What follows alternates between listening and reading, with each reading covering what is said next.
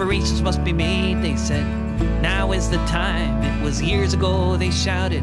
Inaction was a crime. They said the dikes must be improved and the wetlands must be saved. But Washington decided instead they should be paved. 'Cause laws were more important than people.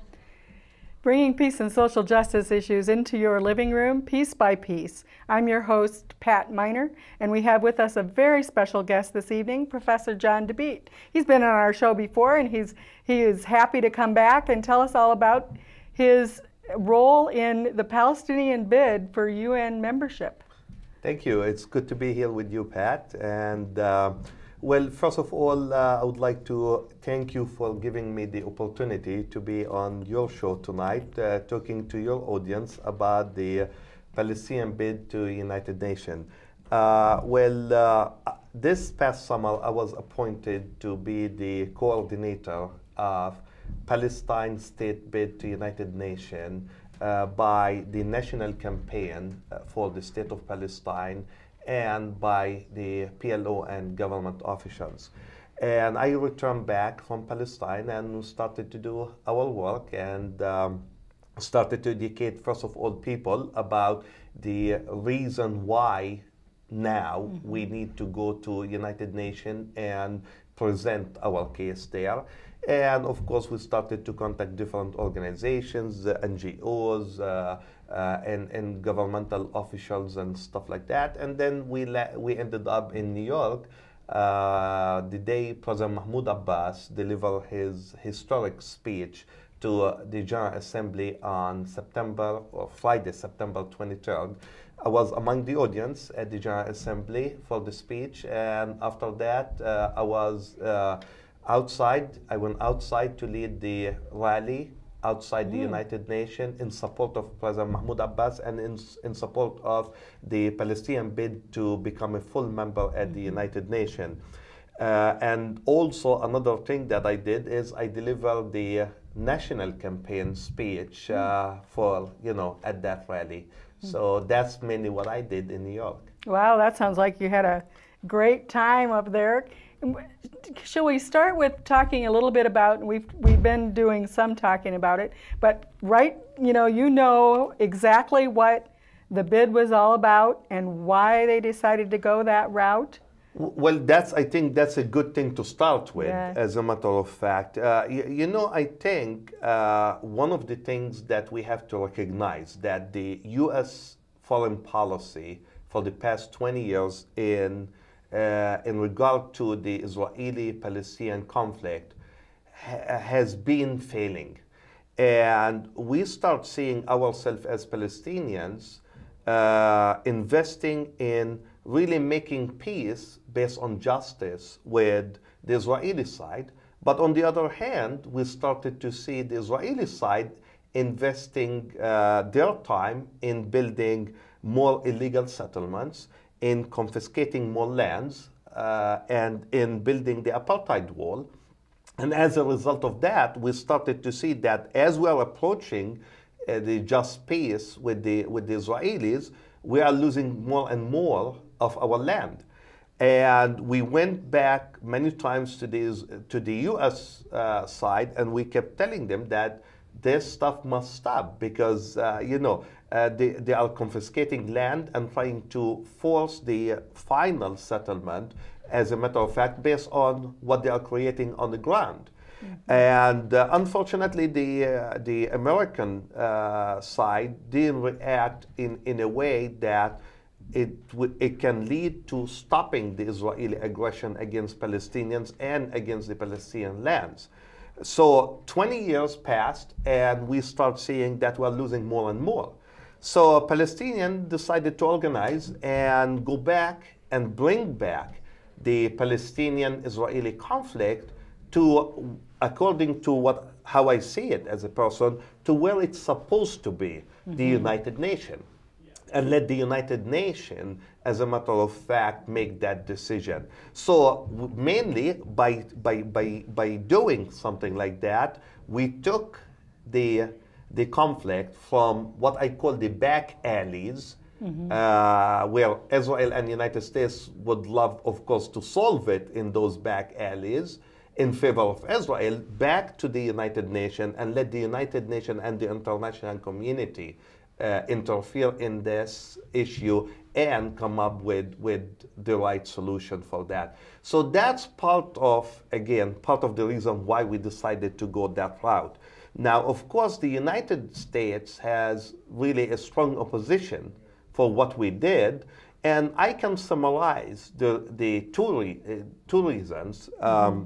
One, by taking this conflict back into the United Nations, the United States will be losing what I will call their prestige status over this issue. So it's not solving this in the back alley anymore. Now there is an international community that's going to interfere, that's going to really demand certain things of Israel to do according to the international laws and according to United Nations and Security Council resolutions. So that's one reason why the United States are opposing our move. The other, of course, is that once you take it back to the United Nations, the solution has to be based on United Nations resolutions, which, of course, Israel have been playing around and putting every single pressure on every single side so that they will not be held responsible.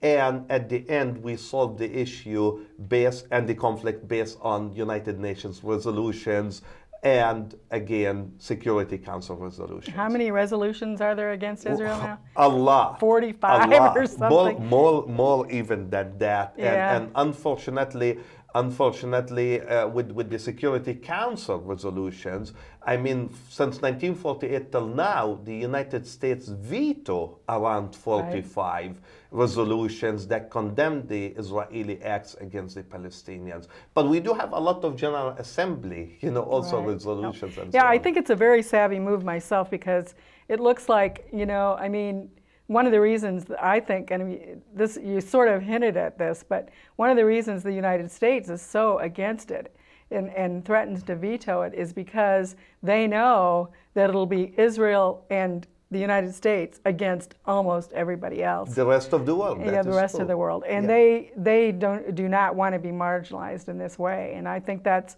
that is one of the main objections they've had. But I also heard, and you're the person to talk to about this, that there was dissension among the Palestinians, is that not all Palestinians thought this was a good idea. Yes, and let's face it, I think it's normal. I think it's normal for people to disagree. It's like we see disagreements here in the United States. Not everybody in the United States think the same or think alike or act alike.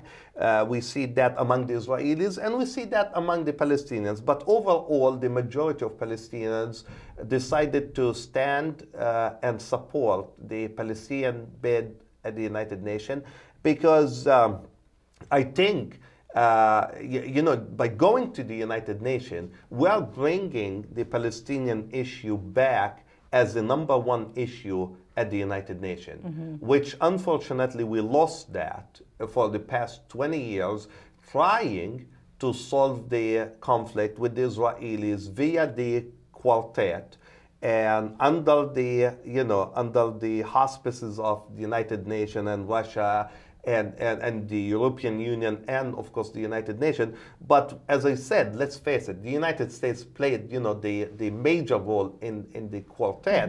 And as a result of that, we didn't see any improvement. As I said, unfortunately, Israel decided to invest in more settlements. Israel decided to invest in building the wall, the apartheid wall. Israel decided to invest in confiscating land. Israel decided to invest in killing more and more Palestinian civilian innocent.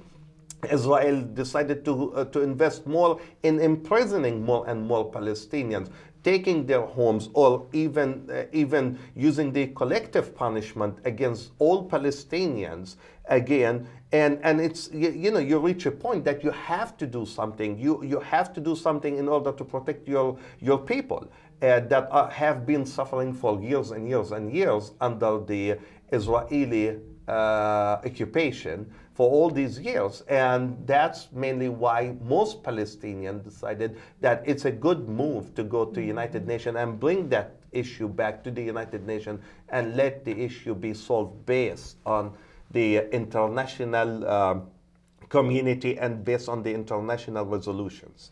Well, it always amazes me because the three criterion that they always want to use is first of all, we're supposed to accept Israel as the Jewish state, then we're supposed to lay down all arms and denounce violence, and then we're supposed to adhere to all past agreements. Well, it seems to me that the Israelis aren't doing, have they recognized Palestine as a state? No. So why do the Palestinians need to recognize Israel as a state?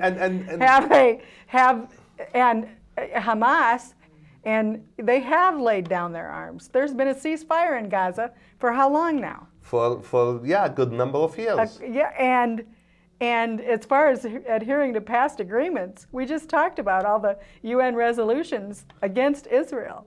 Have there been any UN resolutions against Palestine? Nothing that we know of. So, I mean, and Oslo, I mean, I don't know if you know, do you know Gershon Baskin? Have you met him? Yeah, I heard he of was him. actually here in Iowa City a couple of years ago, maybe now.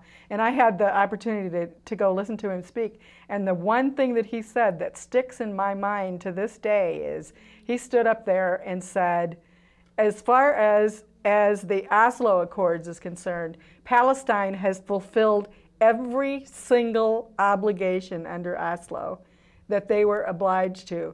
Israel has fulfilled none of them. I agree with that assessment 100%. So you're like, well, okay, so if they want us to adhere to the Oslo agreements, they're the ones that aren't following through. You are definitely right, and that's why, what bothers me the most is like when you hear the State Department officials saying, okay, well, the negotiation is the only way to Palestinian state. I said, it must be a joke, because what kind of negotiation? We have been negotiating for 20 years, and we are losing, and we are seeing in our eyes losing more and more of our land to the Israelis, settlements, and so on. So what do you want us to negotiate? Right. Negotiate for another 100 years? For 200 years? It's become my belief over the years that I've been involved with this issue that that's exactly what they want. They want to continue to negotiate, because while they're doing that, they continue to build facts on the ground. And as well as I do, that what they announced just again last week, that they were going to build some more, and what is the United States response? Hillary Clinton gets up and says, oh, this is very unhelpful. Do something about it. Do something about it, and don't use the veto against, a Security Council that condemned this kind of move. It's a little more than unhelpful. Yeah. Yes, and then the Palestinians say, okay, so we're not going to come to the negotiating table until you stop the settlements. And the Israelis say, those are preconditions. Yeah. It's double standard as usual, But I think I'm in full support of what President Mahmoud Abbas is doing for Palestinians, and on behalf of the Palestinians, I'm in full support of the national campaign for the state of Palestine to be as the state number 194 to join the United Nations as a full member. I think it's time for something like that. Let's remember part of the history. 3 years ago, after President Obama was elected as a president for the United States, in his speech in Cairo, at the University of Cairo, he mentioned it very clear that no one ever suffered as Palestinian people, and we expected him to do something about this suffering. And unfortunately, we see him turning his back on Palestinians. Last year, at the United Nations General Assembly meeting, in his speech, he said, we're hoping that next year we will be welcoming the state of Palestine to join the United Nations as a full member. Guess what? This year they're saying no. When we requested that, they're saying no. Go back to negotiation. So I mean, the foreign policy right now, I mean, they are giving us really different signals. Every day we are getting different signals. But for us as Palestinians, as I started to say, to all media, people, and also to even politicians, Congress members, and Senate, House, and so on, I started to say that, guess what? Palestinian rights are not up for negotiation anymore. Yeah. And that's what we're going to do now. If you want to be an objective broker of peace, we welcome you to be an objective broker of peace, but we cannot welcome you as a broker of peace taking a side of Israel and trying to stop everything the Palestinians wants to do. So what exactly is happening now? Are they going to have a vote on this? Well, that's a good question, as a matter of fact. You see, after President Abbas, when President Abbas submitted the request to Ban Ki-moon on the 23rd of September, mainly Ban Ki-moon referred that request to the Security Council. Now, they started to debate that, and then, of course, they had to send that to what they call the Security Council Membership Committee. And this Security Council Membership Committee's job is just to go over the application and the paperwork and so on to make sure that everything is right and there's no problem filling all the paperwork and the applications and everything. We expected them to finish with that within 2 weeks. Now, after they are done with that, now they recommend that everything is okay. Now the United States wants to go and start taking one piece at a time and discuss that. And we know what they are doing that to gain some time. But simply, while expecting the Security Council, regardless of the situation, while expecting the Security Council to vote on that maximum by November 11, which will be coming soon within like 2 weeks. So that's our expectations. They are doing a lot of twisting arms for some of the countries that serves on the Security Council to vote against that, so that we don't get 9 votes. And the U.S. will not be using veto in this case. So we are doing our part, they are doing their part, and you know, when it comes to the table, well, hoping have we got 9 votes yet? We are hoping Gabon now made their decision that they will be voting for the Palestinian bid. So we are hoping that we'll have the 9 votes when they bring that to the table and vote on that, and we'll see. I mean, we know that we can also do other things. We can go through the General Assembly for a non-member state, which will be an easy thing for us to do, and we can become a non-member state and share that status with the Vatican, which is the only non-member state at the United Nations, at least as a first step. So we'll see. I mean, we have different strategies, and we'll see, you know. But I know for sure that President Mahmoud Abbas, for example, today in front of the Fatah Revisionary Council, he made it very clear that he is going all the way till the end, and he will be asking for the full membership all the way till the end, and it's not going to change. He's not going to change that. Well, I don't know how it's going to go, but I expect, as I imagine most people do, that the United States will veto. And I assume if we have the 9 votes, definitely the U.S. will veto that. So we can expect that there will not be a recognition of as a member state, but you said they're going to go as a non-member state? We can go to the General Assembly and ask for a non-member state, which of course it will be much better for us than what we have right now, because right now we only have an observer status. So to move to non-member state will give you more rights as part of the United Nations than just the observer. The only thing that you cannot do, as a matter of fact, as a non-member state, will be voting on issues. Right. But for example, as a non-member state, we can approach the Security Council ourselves and ask them to debate certain issues. Right now, as an observer, we cannot do that. We have to go through other countries, request that from, let's say, Egypt or Jordan or wherever Arab country or the Arab League to go on our behalf and request that session. So we get definitely much better deal than what we have right now, even though we are still concentrating on the idea of full member, because we think of that as a right and as a Palestinian right that we're not going to negotiate. Yeah, well, that's very important.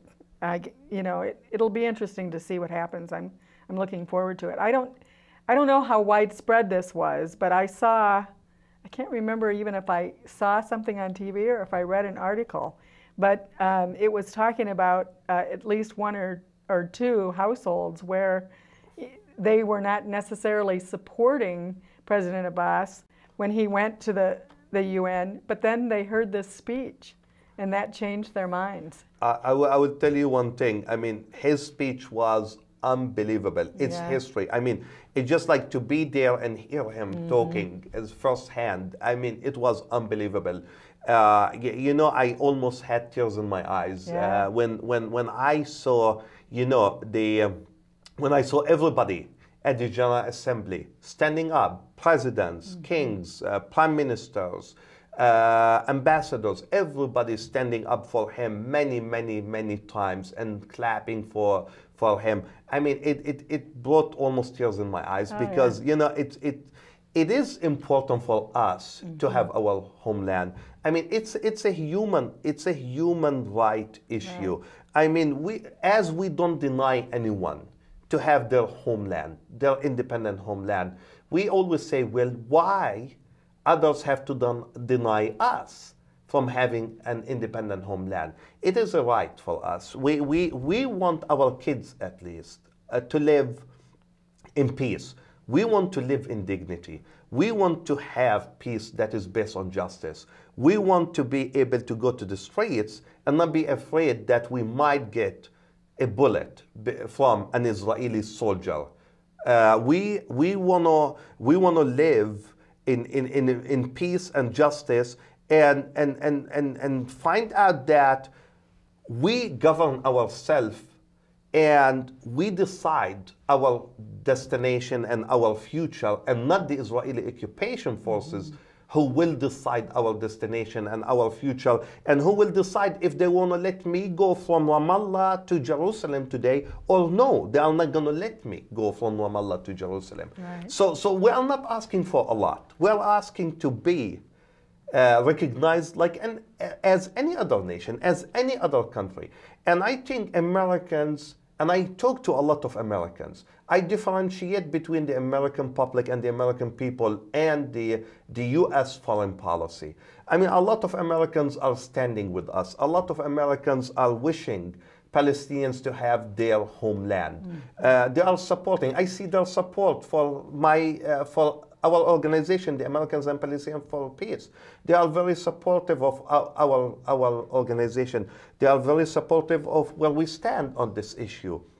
And I think it takes some education, and hopefully one day the American public will put the pressure on our elected people in Washington, whether the president or Congress members from Senate to House, and let them act as or how they should act when it comes to the Palestinian issue.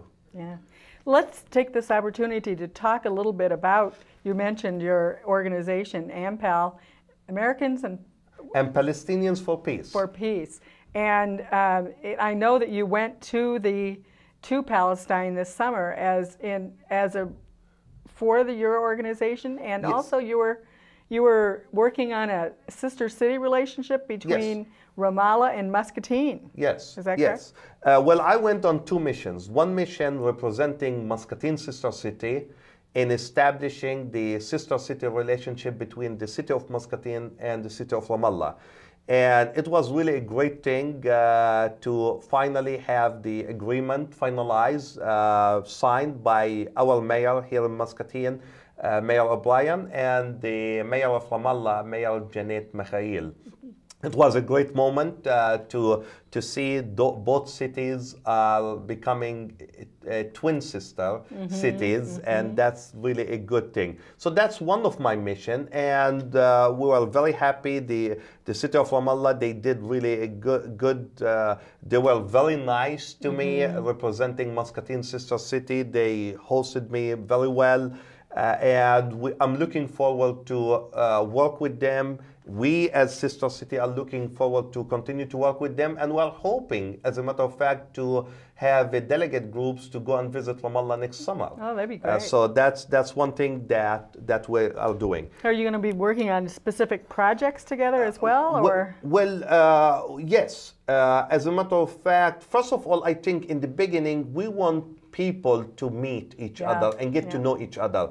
But the long run goals will be like to connect the college with the college, the school with the school, the hospital with the hospital, the Chamber of Commerce with Chamber of Commerce, and things like that. Great. So that will be our long run goal, and hopefully we'll achieve that too. So that's one project. The other project, of course, I went there to continue what I started last year in my visit to Palestine and Ramallah last year. I had many meetings with NGOs, heads of NGOs, talking about how can we cooperate together as NGOs to better serve Palestinians, and that's very important. And based on my visit, we decided really as an organization, we decided to start some social projects in Palestine, and mainly in Ramallah. Well, as a result of meeting with heads of NGOs and different organizations, I find out that, for example, certain NGOs that works with kids, Palestinian kids, they were telling me that those kids can go throughout the whole school years without even dreaming of carrying a new bag to school.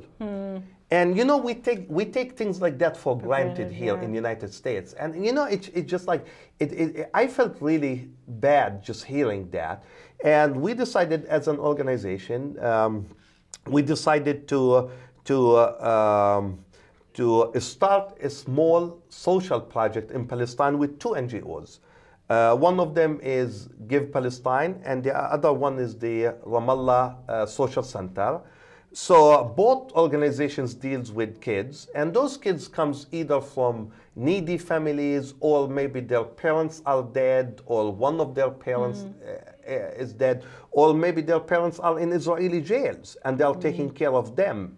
So what we did is we decided to come up with a project for both organizations, and I was very happy to see AMPAL, the Americans and Palestinians for Peace, leading that project in giving those kids in each organization a brand new, again, bag, school bag with everything that you can imagine inside that, from pencils to crayons to papers to everything that you can imagine that you can carry in that bag. So I wasn't there when we finalized that project. I asked my brother to act on my behalf in distributing those bags to one organization, which is the Ramallah Social Center. And the other one, we decided to give them money donations towards that project that they are working on.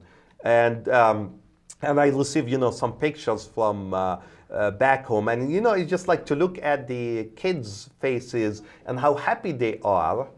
Again, it's just like unbelievable because, you know, they never thought that they will ever have, you know, a bag like that, a new bag and stuff like that. So because of this project, we decided to take on more projects, more social projects, especially that deals with kids in Palestine. And we're hoping we can get some sort of donations. As I always say, $5 or $100, every dollar will count towards projects like that.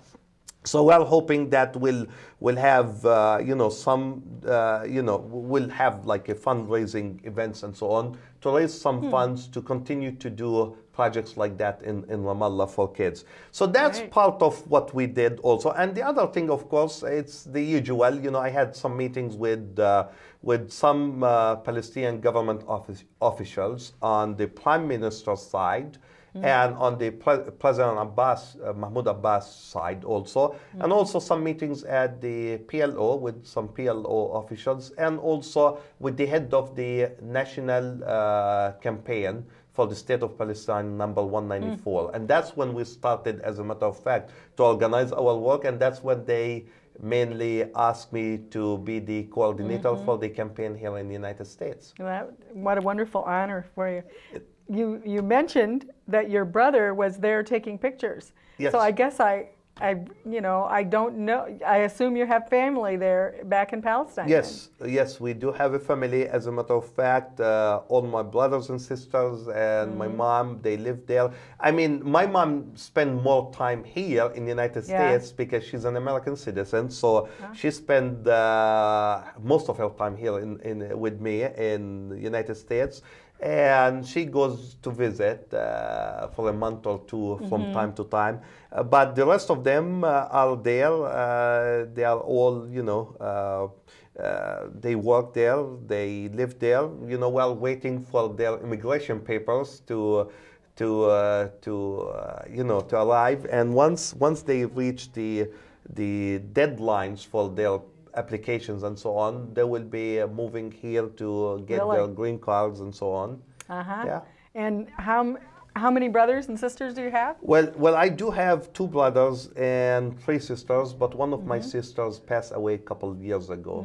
It's sudden death. So you still have two brothers and 2 sisters living? Yes. And they all have families? They are all have families there. Yeah. They come here and visit. So some of them already got their green cards, so they come and some of them lives half of the year here and the other half back home up until they finish with And they live in Ramallah? They all live in Ramallah. I mean, my immediate family, but my family, I have cousins lives all over the world. Yeah, I bet. As a matter of fact, I have a lot here in the United States. I have a lot of cousins in the United States. And you have 2 little boys? 2 little boys, yeah. They will be 3 years Twins? soon. Yeah. They will be like in December, Christmas Eve, 3 years. Oh, wow. Yeah. So that's really what I did in Palestine. So I spent 2 months, as a matter of fact, there. Time passed by very quick there. When, as they say, when you're having good time usually. But it's you go there, you have good time there. You meet your friends, you meet the people that you want to meet. You try to work on projects. You try to help people. But of course, on my way going there and on my way leaving the country, it wasn't a pleasant experience at all because I had to go through Israeli interrogations, and usually they don't make it happy for me when I go in or leave. But I got used to their way of interrogation. So you didn't miss your flights anyway? No, I did not. As a matter of fact, because this time I went through Jordan. So the interrogation was like crossing the bridge from Jordan into Palestine. The Allenby Bridge? Yes. Yeah, Allenby Bridge. Yeah, I was there. Yeah. So that's simply what we had to do or go through. And I tell people sometimes, this is a trip from Amman, Jordan, to Ramallah, Palestine. If you remove the border points and you just drive your own car, you can leave Amman and be in Ramallah hour and a half later. It takes almost 10 hours on that bridge for us as Palestinians to go, and especially if if you are lucky enough so they have to do extra checking and interrogation. But yeah, it took me around 10 hours. Going into the country and leaving from the country. Kind of a funny story you might enjoy is that this spring we had some people they were med students, and they did a rotation in Palestine, and there were 3 American boys and 1 Palestinian American, and it was one of the American boys that got stopped on the bridge. The Palestinian American went through, and they were sitting there waiting for him. They were all like, "Where is he?" Yeah, yeah, yeah. That's the thing with Israel. And nobody ever quite figured out why he was the one that was singled out. Yeah, it's just like you never know. With the Israelis, you never know. That's the thing, usually. But it sounds like they know you now. Well, I spent some time in the Israeli prisons when I was one of the student leaders in Palestine in the 80s. So definitely, you know. So your name rings bells. Plus, you know, I'm very active in politics, and I'm sure they know about that. Oh, I'm sure they do. Yeah. So, all they had to do was turn the TV on, right? Yeah. and for me as a Palestinian, I feel like, you know, for me to stand up for my homeland and stand up for justice is really an honor for me. And this is something that I feel proud of. I feel proud of doing, and I feel proud of anyone who is trying to help Palestinians finally achieve their homeland, their independent state, and live like any other nation, like any other people, in peace and in justice, and also in dignity, which is very important. You know, I mean, we are not living in dignity under the Israeli occupation. They can stop you in the street at any time, and they can start just beating you for no reason. Or they can just like get you to sit down and wait for hours and hours, and you don't know why.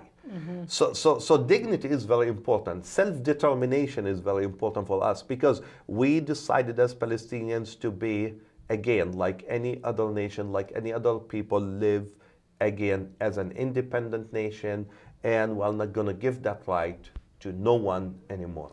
Yeah. Yeah. Well, that makes a lot of sense to me. What do you expect will happen? I've been reading a lot in the media, and some of them are alarmists, and they're worried about violence in Palestine. Should, you know, as we expect, the bid for statehood is to be rejected. Well, I think what creates the violence is the Israeli occupation. I mean, it's very simple. If you want everybody to live in peace, you must stop the Israeli occupation to Palestine. You cannot keep the Israeli occupation. You cannot keep the brutal occupation and the brutal practices by the Israeli forces against the Palestinians on a daily basis, and expect the Palestinians to always submit to the Israelis. And what I'm saying is that if we in the United States wants to see really a comprehensive and lasting peace in that area, and if we want to see it for the sake of the Palestinian kids and the Israeli kids, so that both lives in peace and both enjoy living side by side in peace and dignity, we should help them achieve this comprehensive and lasting peace that is based on justice. So President Mahmoud Abbas was very clear in his speech. He was talking about the 1967 borders, including Jerusalem as its capital. So we are not creating the violence. We are not doing that. It's the Israeli occupation to blame. You know, Pat, just think about it. You know, if Cedar Rapids people decided to come and occupy Iowa City, you know, what would you do?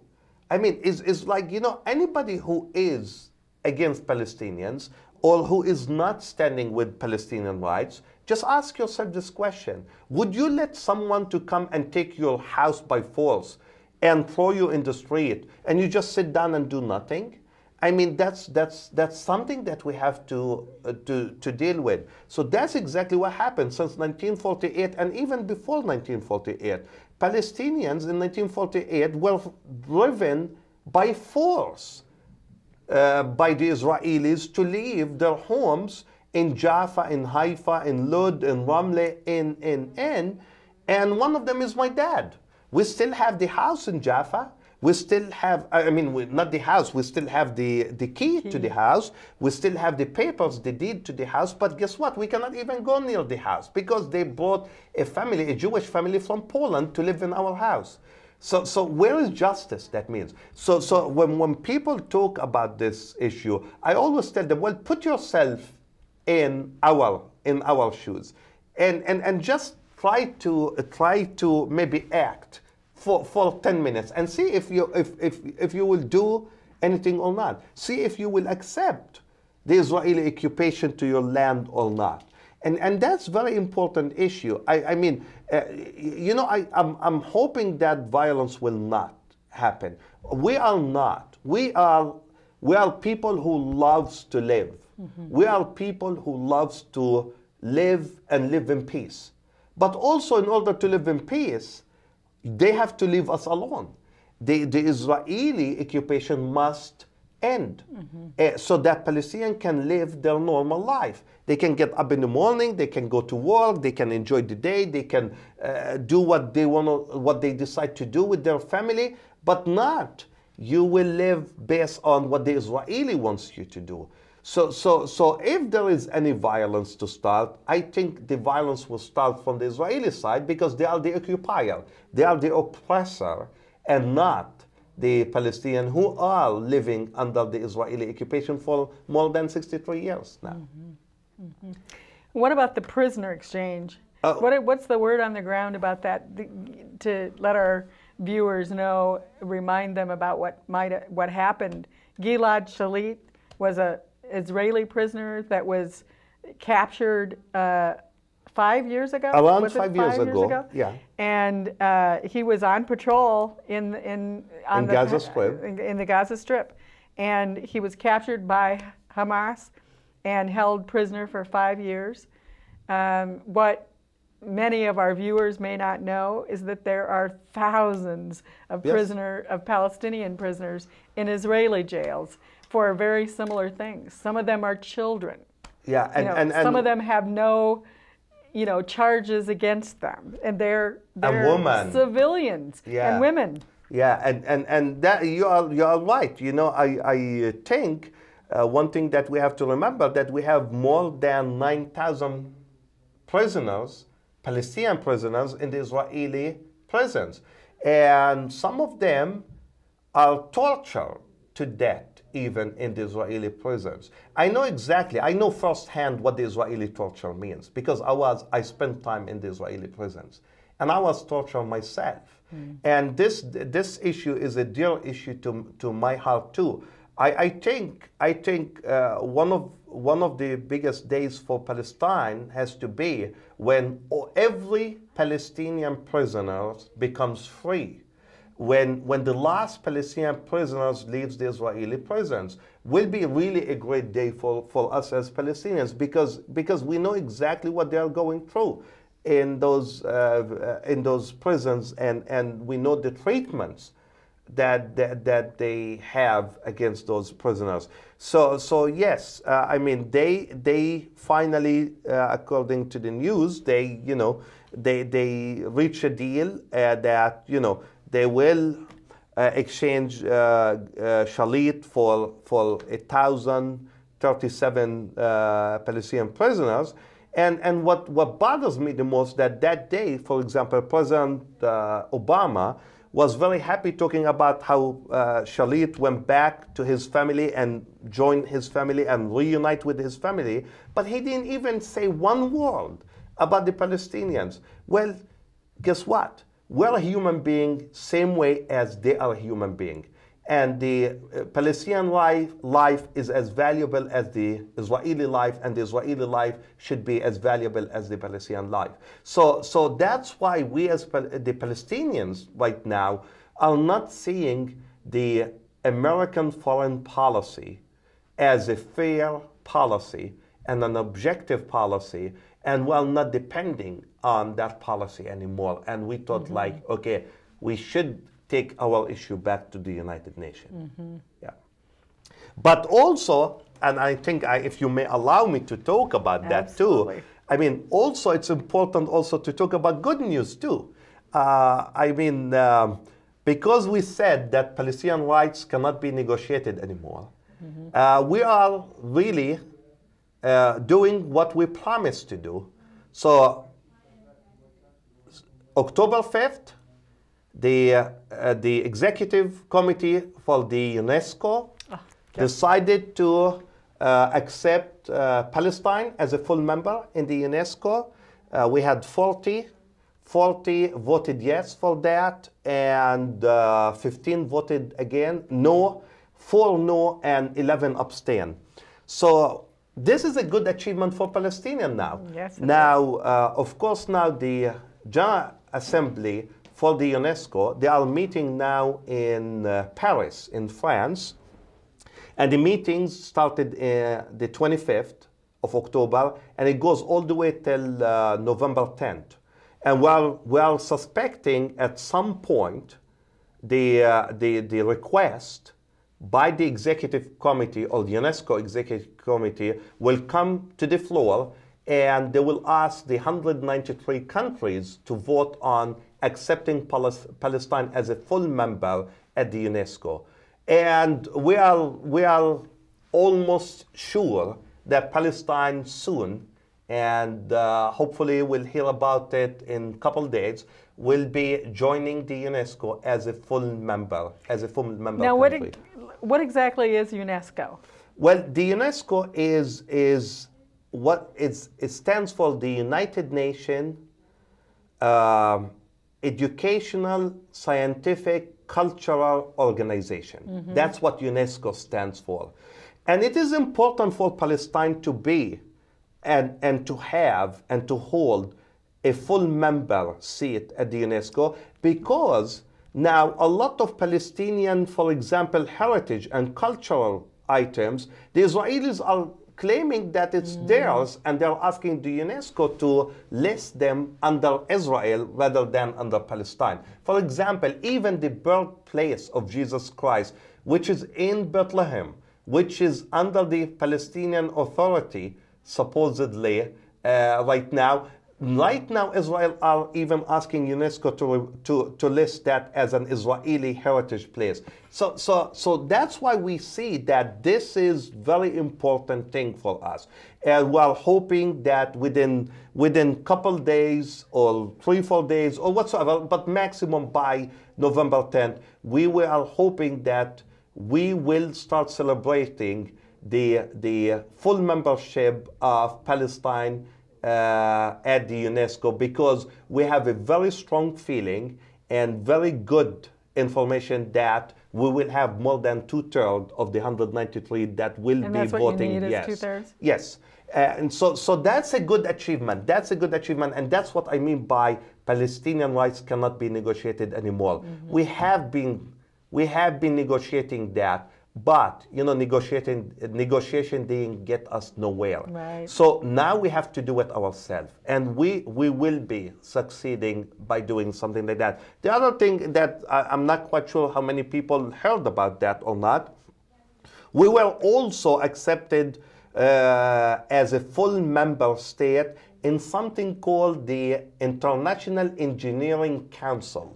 I didn't hear about and this. that International Engineering Council is simply a council. It's an international council.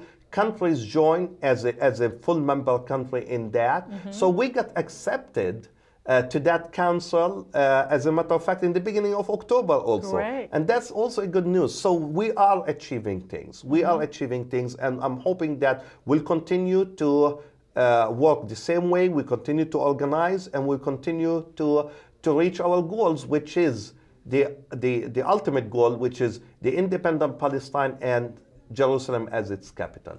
Some people have objected to this because they say that it won't change anything for Palestinians. The UN bid won't change anything for Palestinians on the ground. Well, unless we force that, of course, it might not change. That is true. But that doesn't mean I have to just sit down and say, okay, well, let the status quo continue. But you see, the thing that I think about it is that once we become a country, a full member nation at the United Nations, now the negotiating on the negotiation table will be different.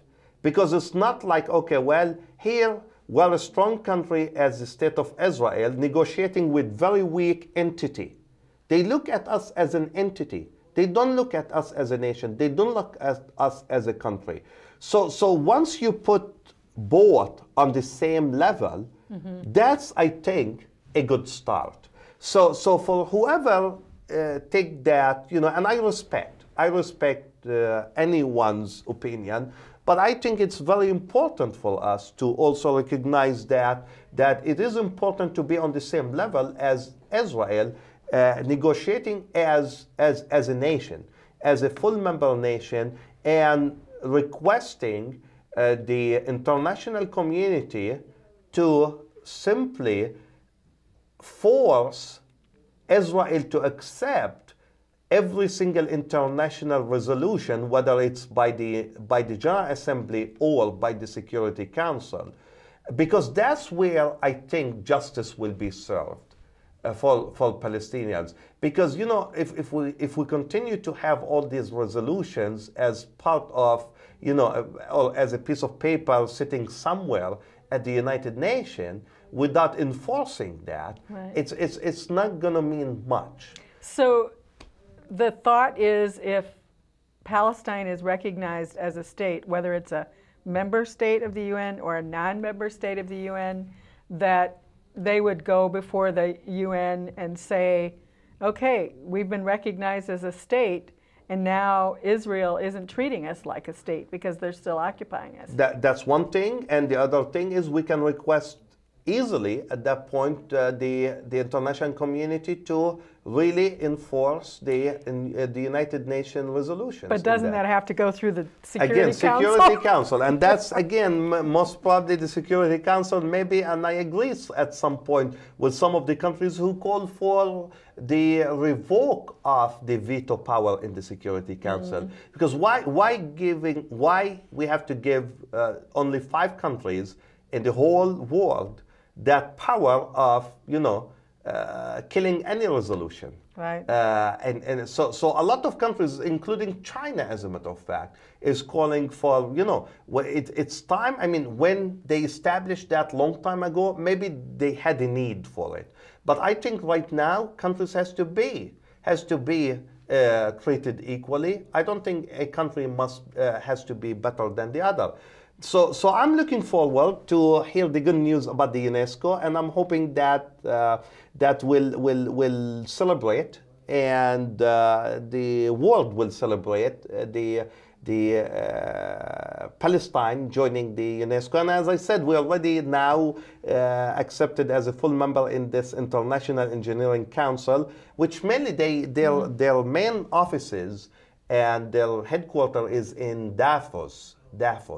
So that's where they have their main offices. So now we are a member in this. So what does that give you? It gives us, you know, some sort of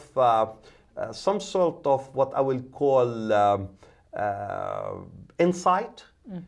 When it comes to, you know, this council, first of all, works on more like an advisory base. Oh, okay. So they give advices to member countries and so on about, you know, different engineering projects, different, you know, infrastructure work and so on. So that gives us that insight, that international insight with projects like that. The other thing that we are talking about right now is going to the World Health Organization and asking also for a full membership for Palestine. So we're hoping once we finish UNESCO, the World Health Organization will be next, as a matter of fact. And we're doing the work, and I'm very proud to say that Palestinians are on the right path, on the right track, and the thing that we have with all this good news right now, the thing that we have to be careful with is, and I'm sure, Pat, you are very very active with things like that, and you read a lot and you watch the news, especially when it comes to Palestinian-Israeli conflict. And I'm sure you heard about, the threats against President Mahmoud Abbas by the Israeli Foreign Minister Lieberman. And I think Palestinians should take that as a serious Can threat. we explain to our listeners exactly what Lieberman said? Yeah. And who Lieberman is, why it's important. Lieberman is a far-right extremist, what I call head of a far-right Jewish party or Israeli party in the Knesset, and he is also right now the Israeli foreign minister in Netanyahu government. And when it comes from someone like him who is holding the foreign ministry, I mean, we should take that as a serious matter. He has been telling the media of different accusations of President Mahmoud Abbas, and he even dared to say that President Mahmoud Abbas is not a good president and he has to resign and set aside. I mean, who is Lieberman to tell the Palestinian that President Mahmoud Abbas is their president or not? The thing that raised flags for me is he said he thinks he should be gotten rid of. Yes. And that's what the Palestinians went to an organization and asked them to, who did they go to? Well, they are going to the court, I'm sorry, it's just like I just missed that. Yeah, the court, and asking for the court to really act on this, because we take this as a serious incitement. Exactly, as incitement, as a serious matter too, because this remind me, if history goes around. This reminds me exactly with what happened exactly to late President Arafat. They started the same thing. They started incitement against late President Arafat, all the way up until they imprisoned him, and I mean it, imprisoned him in a small place in the Muqata'a in Ramallah, and then everybody knows exactly what happened from there. He was basically under house arrest. So we should take that really as a serious accusation. Oh, he said he was an obstacle to peace. That's what he said. If we are obstacles to peace, I don't know what the Israelis has to be named. I mean, who continue to build all the obstacles that get us to a peaceful resolution, such as the apartheid wall and the illegal settlement and the confiscating of lands and keeping more than 8,000 Palestinian prisoners under very bad conditions in the Israeli prisons and so on. So we let people judge, we let the world judge. I'm very optimistic that we're going to get the UNESCO as a full member. I'm very optimistic that we're going to go to the World Health Organization and so on and get all this stuff done for the Palestinians, because as I said again, and I will repeat that, and the people in Palestine get used to hearing me saying this statement over and over and over. Palestinian rights are not up for negotiation anymore. President Obama and Prime Minister Netanyahu, Palestinian rights are rights that we're going to achieve, whether you like it or not, whether you agree with us or not. It's a matter of time. Did you have a chance to talk to Netanyahu or anyone from the Israeli government? No. Okay. No. I will not. I didn't even have a chance to see. Because I went to President Abbas. He speech. Once he finished his speech, I left the General Assembly right away outside to the rally, and led the rally and delivered the national campaign speech on behalf of the national campaign speech at the rally. Okay, we're getting the high sign now. We're just about to have to wrap this up. But I thank you very much for being with us again this evening and explaining to us exactly what you've been doing. And we're going to be looking forward to what's going to be happening in the next few weeks, you said. Yes, it is. And it's always a pleasure for me to be here at the studio with you, talking to you and to your audience about a dear issue to my heart. the Palestine and the Palestinian rights. Well, we'll have to have you back later on. Anytime. Yeah.